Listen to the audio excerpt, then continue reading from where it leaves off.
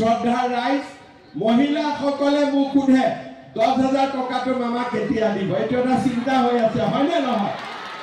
আছে না নাই চিন্তা এতিয়া আপোনালোকে এইটো কথা মোক নুসুধিব 10,000 টকা বিহালীত দি আমি আৰম্ভ কৰি দিছো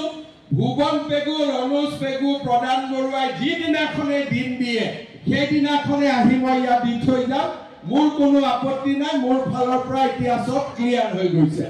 এতিয়া মাত্ৰ ভুৱন কেতিয়া দিবি এটা ডেট দিতে না হা এটা আপোনালোকে কোন তাৰিখে লাগে আপোনালোকে কক ডেট এটা বানপানীৰ আগত লাগে নে পিছত লাগে আপোনালোকক বিহালীত যেনেকে পালে তেনেকে ভুৱন পেগু ৰনোজ পেগু প্ৰদান বৰুৱাৰ লগত মই আলোচনা কৰি তিনিখন মিটিং হ'ব এখন ধেমাজিত এখন আমাৰ শিলাপথাৰত এখন আমাৰ জুনাই আৰু এই তিনিখন মিটিং কৰি মে মাহ নহলেও জুন মাহৰ ভিতৰত আপোনালোকক 10,000 টকাটো মই ক্লিয়াৰ কৰি দিম হ'ব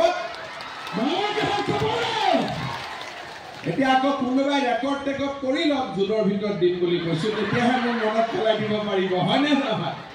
এতিয়া আমাৰ কাম হৈ গ'ল চিন্তা কৰিব নালাগে 10,000 টকাটো আপোনালোকে পাই যাব কিন্তু 10,000 টকাটো শেষ নহয় বিহালীত যেতিয়া মই 10,000 টকাটো আই মাতৃসকলক দিছিলো এগৰাকী আই মাতৃক সুধিলো মোক ফটো তুলি আছিলে মাজনী আই মাতৃ ফটোটো নুঠিলে তেতিয়া মই ক'লো কি মোবাইলটো বেয়া নেকি বোলে মামা মোবাইলটো বেয়া 10,000 টকাটো আজি লম নহয় নতুন মোবাইল এটা কিনিম এতিয়া কথাটো হ'ল মোবাইল কিনিব নালাগে ঠিক আছে ভগৱানে যদি কেতিয়াবা মোক শক্তি দি আপোনালোকক মই চৰকাৰৰ পৰা ফ্ৰী মোবাইল এটা দি দিম কেতিয়াবালৈকে এতিয়া কোৱা নাই লাহেকৈ কিন্তু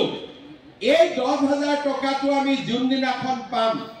কংগ্ৰেছৰ মানুহবিলাকে বিহালীত উলিয়াইছিলে যে মামা এনে কৈছে 10,000 নিদিয়ে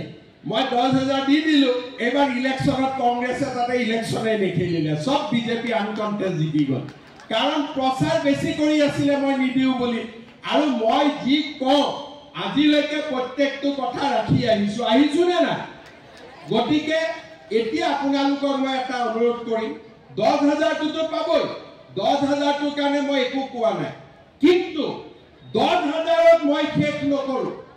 10,000 যিসকলে ভাল কৰি খৰচ কৰিব মই আজি আপোনালোকক প্ৰতিশ্ৰুতি দিছো তেওঁলোকক এনেকৈ মই আৰু 25,000 টকা দিম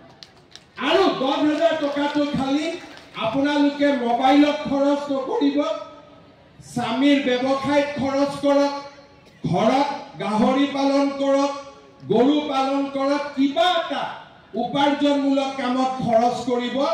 10,000 টকা এই বছৰ অহা বছৰ মই আপোনালোকক 25,000 তাৰ পিছৰ বছৰ আপোনালোকক মই 50,000 টকা দিম এইটো আপোনালোকে ভিডিঅ' ৰেকৰ্ডিং কৰি ৰাখিব